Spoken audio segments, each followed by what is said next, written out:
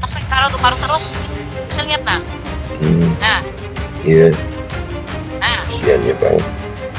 Oh, Ya Allah. nah. Tuh di bawah situ gorong-gorong di ulahnya. Nah, dari bukanya. Ini itu baru ini langsung. Ya itu sedimentasi itu. Gorong-gorong ini. Itu Nah, pendangkalan sungai pastinya nanti itu. bisa dilihat nah.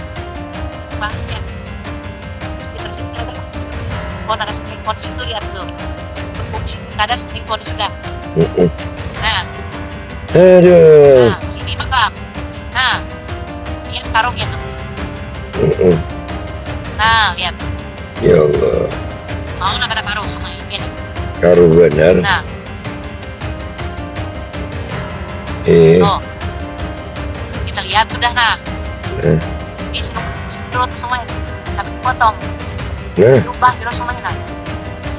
kerusakan nyata. Nah, nah, Astagfirullah. Inilah kerusakan yang nyata diakibatkan oleh tambang. Andai kata pengusaha-pengusaha tambang itu benar-benar untuk menjalankan prosedurnya, nggak begitu. Kalau umpamanya reklamasi diperbaiki beneran, kesian rakyat, uangnya nggak terlalu dapat, bencananya dapat, bencana tambang ini.